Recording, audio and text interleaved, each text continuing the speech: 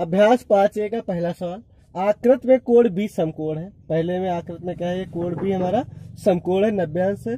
भुजा CA की माप हमको पूछ रहा है। यदि BC दिया है 8 और AB दिया है 6 सेंटीमीटर। देखिए अगर ये कोण, इसमें कोई एक कोण समकोण होता है तो पाइथागोरस प्रमेय का पालन करता है। पाइथागोरस प्रमेय होता है हमारा कर्ण स्क्वायर बराबर लंब स्क्वायर प्लस आधार स्क्वायर। अब देखते हैं कर्ण कितना, कर्ण AC का स्क्वायर, लंब AB का स्क्वायर, आधार BC का स्क्वायर।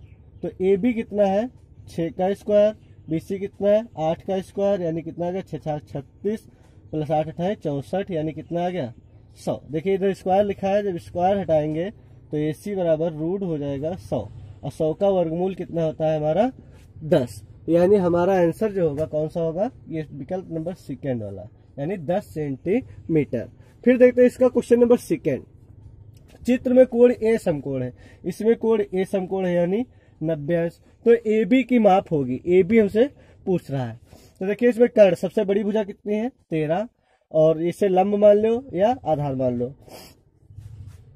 तो हमको निकालना है AB, तो लिखेंगे कर्ण स्क्वायर बराबर लंब स्क्वायर प्लस आधार स्क्वायर। कर्ण कितना है 13 का स्क्वायर, लंब मान लो अगर इसको तो 12 का स्क्वायर प्लस आधार स्क्वायर। 13 का स्क्वायर 169, 12 का स्क्वायर 144 प्लस आधार स्क्वायर। 144 इधर प्लस का इधर लाएंगे, घटा देंगे, बराबर आधार स्क्वायर। कितना आ गया 25 बराबर आधार स्क्वायर। इधर से जब स्क्वायर हटाएंगे तो इधर क्या लिख देंगे रूट। तो ये जाएगा A बराबर 5। या इसका तरीका ये है, A स्क्वायर बराबर 25 लिखा है, इसको 5 का स्क्वायर लिख दो, दोनों घात समान है तो लिख देंगे A बराबर 5। तो यानी हमारा आंसर कौन होगा, इसका विकल्प नंबर तीसरा सही होगा। प्रश्न नंबर 3, निम्नलिखित आकृतियों में समकोण त्रिभुजों को देखकर अपने अभ्यास पुस्तक में रिक्त स्थानों की पूर्ति कीजिए। ये पहला चित्र है और इसका पहला नंबर सवाल ये है। देखिए इसमें कर्ण ये भुजा है, कर्ण जो होती है भुजा सबसे बड़ी भुजा होती है। तो होता क्या है, कर्ण स्क्वायर जो होता है लंब और आधार, यानी लंब और आधार के इस वर्ग के बराबर होता है। यानी लंब यानी 4, आधार 7, यानी लंब का वर्ग और आधार का वर्ग का योग के बराबर होता है। जो कर्ण होता है लंब और आधार के वर्ग के योग के बराबर होता है। तो ये कर्ण होगा हमारा कर्ण स्क्वायर, वर्ग के योग के वर्गमूल के बराबर होता है। फिर देखते हैं क्वेश्चन नंबर सेकेंड। देखिए इसमें क्या है, चित्र देखिए आप, लंब कितना दिया है 5, आधार कितना दिया है 5, कर्ण कितना दिया है A स्क्वायर। तो क्या करेंगे, ये लंब स्क्वायर लिखा है, यहाँ पर लिखेंगे आधार स्क्वायर बराबर कर्ण स्क्वायर। यानी कर्ण का वर्ग लंब के वर्ग और आधार के वर्ग के योग के बराबर होता है। फिर देखते हैं क्वेश्चन नंबर थर्ड। इसमें कर्ण दिया 13, लंब या आधार मान लेते हैं 7, ये इससे P ज्ञात करना है। तो क्या करेंगे, कर्ण के स्क्वायर में से आधार का या लंब का स्क्वायर अगर माइनस कर दिया जाए तो हमारा आधार या लंब का स्क्वायर आ जाएगा। तो लिखेंगे, यहाँ पर लिखेंगे P स्क्वायर। फिर देखते हैं y स्क्वायर बराबर 10 स्क्वायर, यानी ये पॉइंट नंबर चौथा, y स्क्वायर बराबर 10 स्क्वायर, यानी ये जो लंब या आधार है। तो कर्ण के स्क्वायर में से लंब या स्क्वायर आधार का स्क्वायर घटा देंगे तो हमारा आधार या लंब का स्क्वायर आ जाएगा। ये हमारे आंसर हो गए। प्रश्न नंबर 4, त्रिभुज ABC में कोण B समकोण है, कोण B समकोण है। यदि AB बराबर 7 सेंटीमीटर, यानी AB कितना है 7 और BC 24 सेंटीमीटर, तो CA की लंबाई, यानी CA जो है कर्ण हमसे पूछ रहा है। कर्ण जो होती है सबसे बड़ी भुजा होती है। तो लिखेंगे पाइथागोरस प्रमेय से, पाइथागोरस प्रमेय से क्या होता है, कर्ण स्क्वायर बराबर लंब स्क्वायर प्लस आधार स्क्वायर। कर्ण कितना है हमारा, कर्ण हमारा है AC, कर्ण है हमारा AC का होल स्क्वायर। लंब कितना है AB का होल स्क्वायर। आधार कितना है BC का होल स्क्वायर। AC का स्क्वायर लिख देंगे, AB का स्क्वायर यानी 7 का स्क्वायर प्लस BC का स्क्वायर यानी 24 का स्क्वायर, 7 का स्क्वायर 49, 24 का स्क्वायर 576, जोड़ देंगे 9 6 15, 8 4 12, 625। AC का स्क्वायर तो लिखेंगे AC का स्क्वायर बराबर ये 25 का स्क्वायर लिख सकते हैं या डायरेक्ट वर्गमूल लिख सकते हैं। स्क्वायर स्क्वायर गायब हो गया, यानी AC बराबर कितना आ गया हमारा 25। यानी कर्ण कितना होगा हमारा AC, CA की लंबाई कह रहा है, यानी AC का हो या CA, यानी ये हमारा आंसर आ गया। फिर देखते हैं क्वेश्चन नंबर 5। आयत ABCD में, ये आयत ABCD में CA 20 यानी विकर्ण CA 20, AB आधार 16, तो BC की लंबाई ज्ञात करो। BC यानी ये लंब हमारा पूछा है। तो पहले तो हम पाइथागोरस प्रमेय लिखेंगे, पाइथागोरस प्रमेय।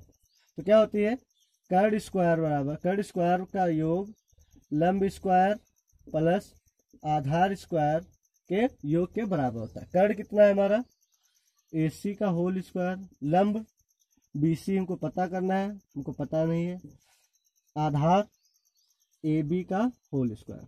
AC कितना है 20 का होल स्क्वायर, BC नहीं पता है, प्लस AB कितना है 16 का स्क्वायर।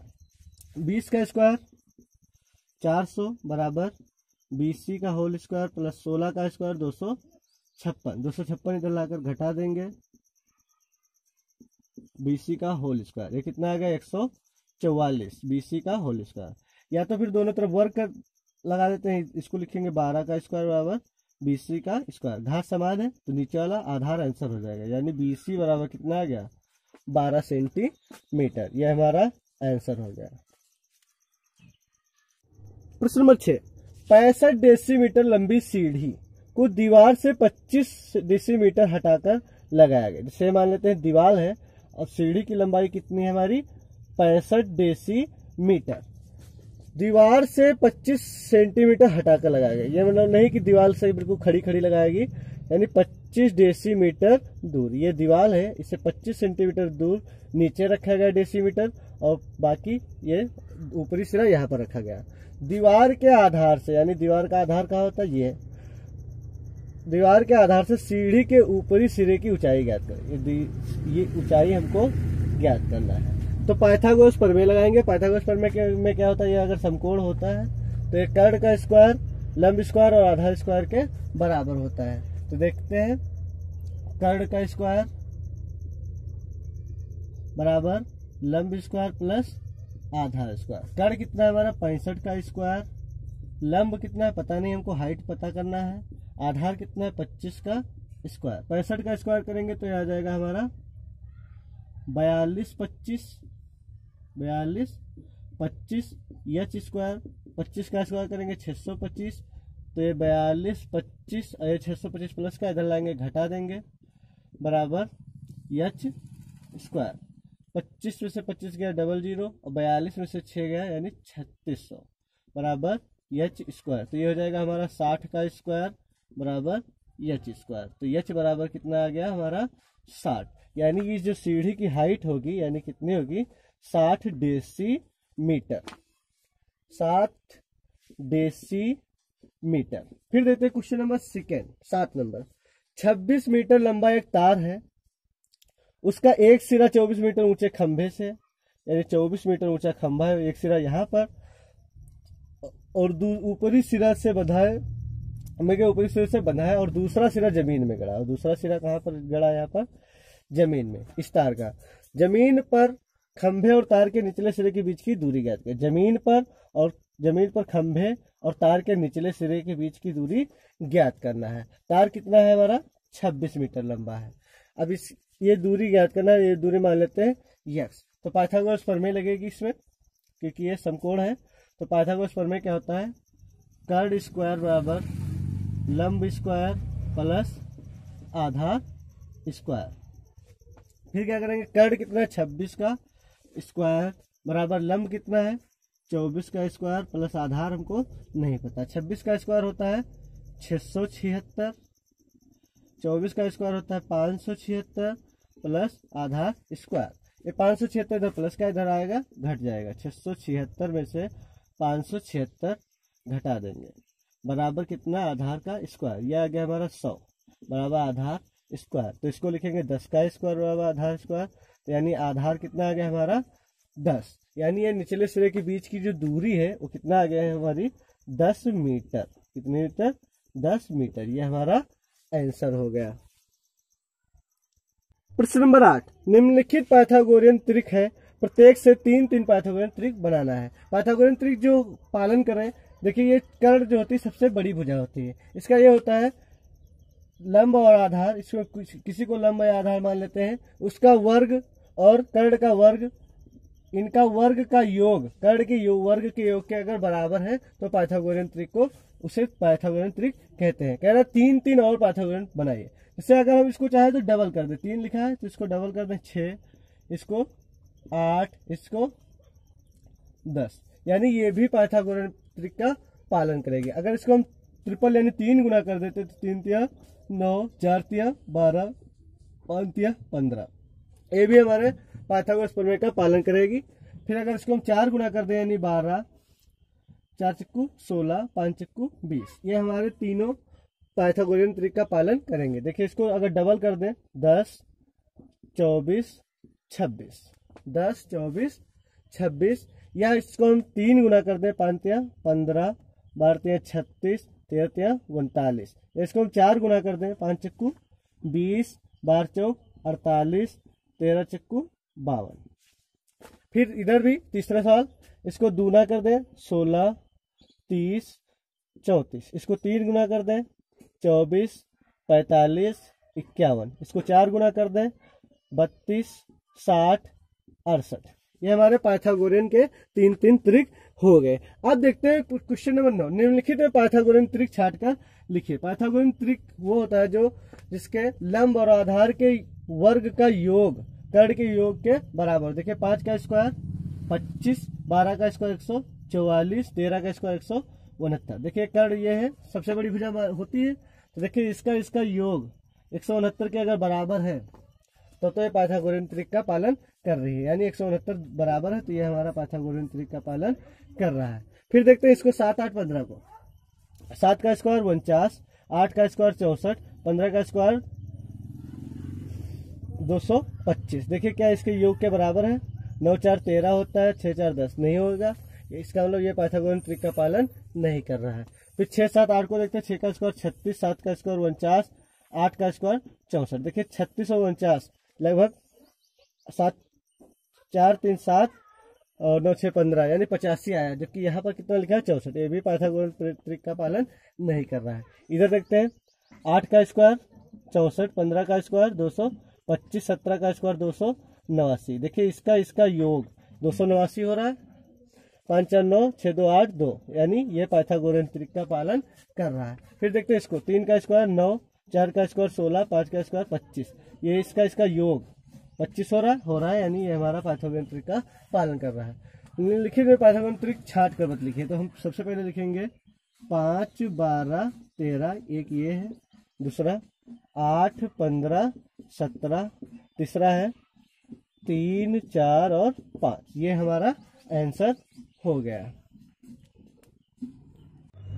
प्रश्न नंबर 10, सत्यापन कीजिए कि यदि n कोई विषम संख्या है। विषम संख्या मतलब 1, 3, 5 जो भी हो, यानी विषम हो, यानी वो संख्या 2 से ना कटे। विषम संख्या है तो सत्यापन करना है कि n square minus 1/2, n square plus 1/2 ये पाइथागोरियन त्रिक है। अब पाइथागोरियन त्रिक होता क्या है? लंब स्क्वायर यानी लंब का वर्ग और आधार का वर्ग, यानी लंब का वर्ग और आधार का वर्ग का योग कर्ण स्क्वायर के योग के बराबर अगर है तो पाइथागोरियन त्रिक है। अब देखते हैं हमको सिद्ध करना है सत्यापन के यदि n कोई विषम संख्या, ऐसा नहीं कि 1, 3, 5 हो, जैसे मान लेते हैं 7 मान लेते हैं, n बराबर कितना मान ले 7। तो देखिए n की जगह 7 रखते हैं, यहाँ पर 7 रखेंगे बटे 2, यहाँ पर 7 रखेंगे प्लस 1 बटे 2, यानी यहाँ जहाँ n है वहां पर 7 रख दिया।